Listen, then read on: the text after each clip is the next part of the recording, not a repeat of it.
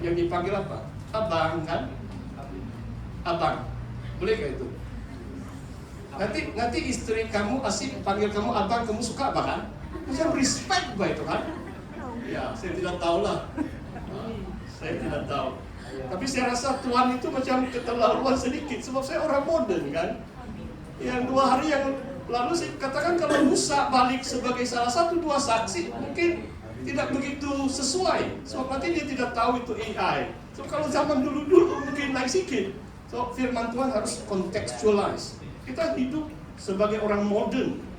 Bahkan orang katakan ini adalah post-modernity, pasca kemodernan menjelang akhir zaman. Tapi yang ayat ini mengatakan kita harus menghormati.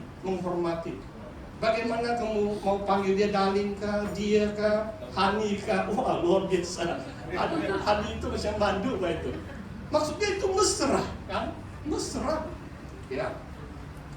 Kamu adalah anak-anaknya. Galatia juga ada soal Sarah dan Abraham. Firman Tuhan tetap relevan. Kita adalah anak-anak rohani Sarah. Kalau kelakuan kita sama dengan Sarah yang menghormati Abraham selaku suaminya dan tidak takut akan ancaman. Apakah maksudnya kalau kamu berbuat baik tidak takut dengan ancaman? Sebab dunia modern ini, kalau orang-orang yang tidak percaya firman Tuhan, mereka punya prinsip berbeza. Oh, kamu kuno, orang kuno. Wah, tengok saya hebat. Saudara, sebelum saya huraikan ayat yang ke-7,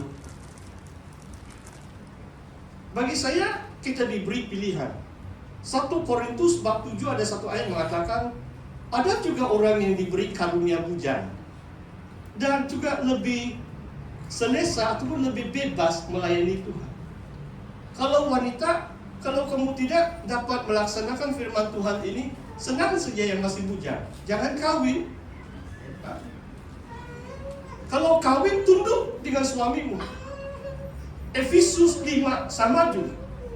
Ini perjanjian baru. 2 rasul utama dalam kitab suci mengajar yang sama. Tunduklah kepada suamimu dalam segala hal. Efesus 5. Maksudnya saudara, tidak salah, tapi itu pilihan Anda. Maksudnya zaman modern kan, tidak semestinya semua orang kawin kan? Yang kalau di Ukraine, kasihan juga mereka yang gadis-gadis di situ. Mudahkah 1 juta lelaki mati karena perang? Mungkin mau susah mau cari sudah. Kadang-kadang pastor pun sedih. Tidak tahu kenapa ini tren semakin menjadi di tengah-tengah gereja kita. Pastor share saja. Di antara 43 peserta seminar akhir zaman, saya belum hitung lah. Anggaran saya macam 10 lelaki, 33 orang perempuan. Di gereja kita pun macam semakin sedikit sudah pilihan kamu. Kalau mau mencari di kalangan kita lah, pandai-pandailah kamu cari orang seiman di luar sana.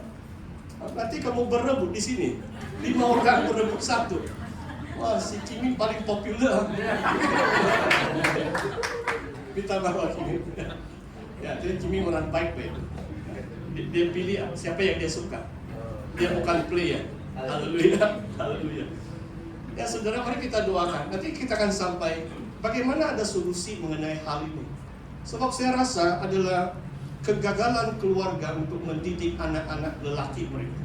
Di mana-mana lebih banyak perempuan yang datang di gereja berbanding lelaki. Sedangkan peratusan lelaki lebih banyak, lebih ramai berbanding perempuan. Di mana-mana. Statistik dunia, seluruh dunia ini lebih ramai lelaki berbanding perempuan. Tetapi di kebanyakan gereja mau lebih 70% yang perempuan. Lelaki tidak sampai 30%.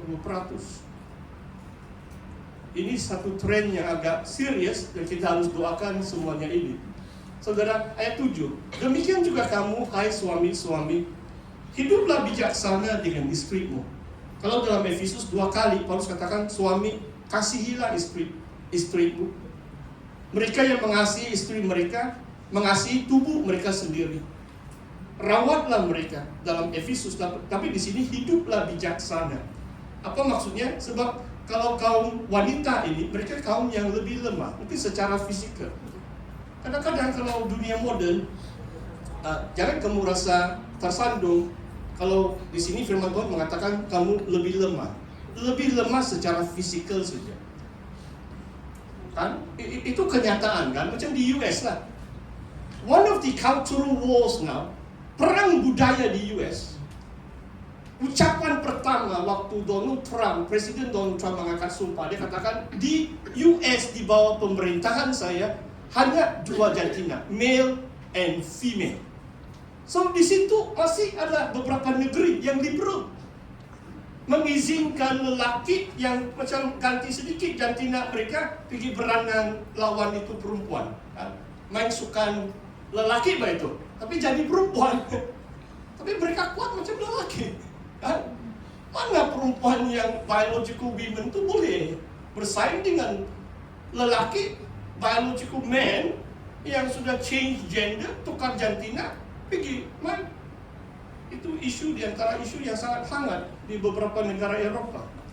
Syukur juga dia tidak sampai di Malaysia lah.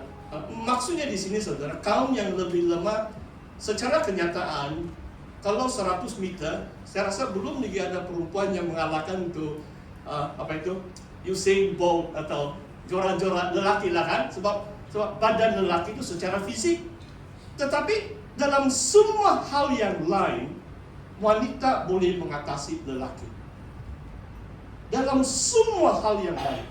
Dalam kepintaran, lihat statistik university. Tidak lama lagi kalau tren ini berterusan, mungkin 75% graduate adalah perempuan. Lelaki semakin ketinggalan di belakang. Maksudnya kerjaya, potensi, pendapatan dan sebagainya, itu juga jadi satu isu tau. Kalau saya seorang wanita yang ada gaji 6-7 ribu sebulan, kadang-kadang susah juga saya mau berpasangan dengan seorang lelaki yang hanya gaji minimal 1.700 dia tahu, saya 6.000 tahu. Saya mau tunduk dengan kamu, firman Tuhan. Tapi kalau secara rohani boleh saudara. Jangan kamu melihat uang. It's about love. Kalau kamu mencintai dia, jangan menghina dia karena gaji dia kecil. Kamu 3 kali ganda berbanding suamimu. Dalam rohani itu kamu tunduk.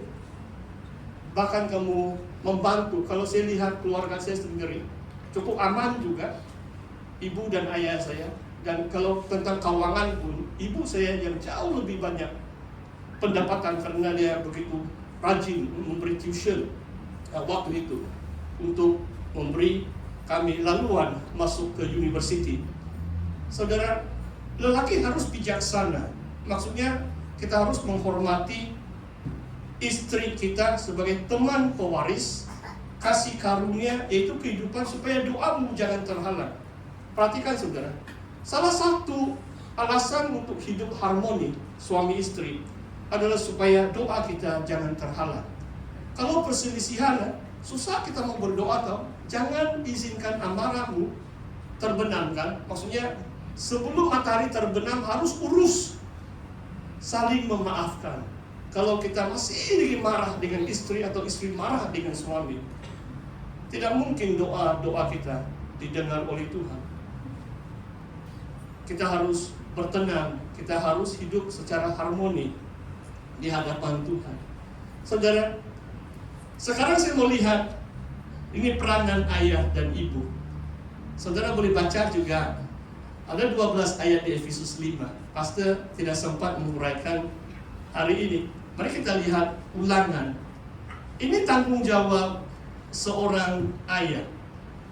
Dari Shema. Ulangan 6 ayat 4.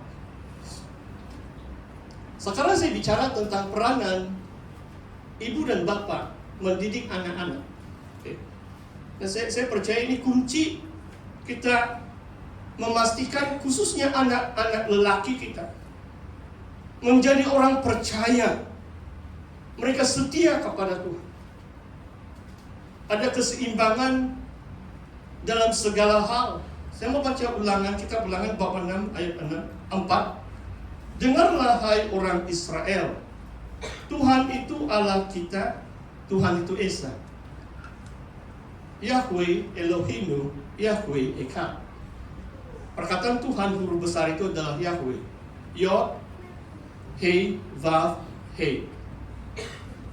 Allah di sini adalah Elohim. Maksudnya Yahweh adalah Tuhan umat Israel. Yahweh itu satu, Esa. Kasihilah Tuhan Allahmu dengan segenap hatimu, dengan segenap jiwamu, dan dengan segenap kekuatanmu.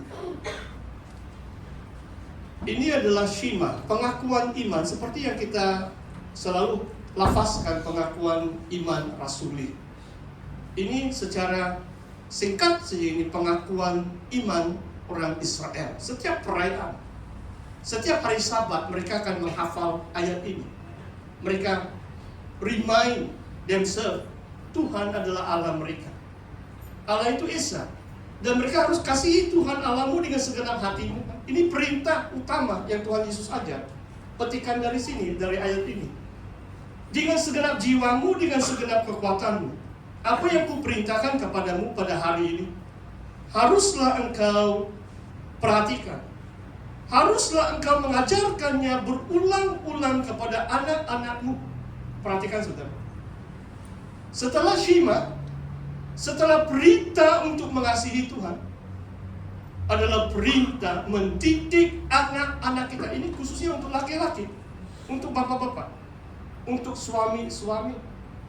Mungkin sudah satu keturunan, sudah mungkin kalau kita satu generasi sudah. Kalau semakin kurang, firman Tuhan ini pun macam di angin saja, di udara saja. Sebab tidak ramai bapak-bapak di sini. Bapak-bapak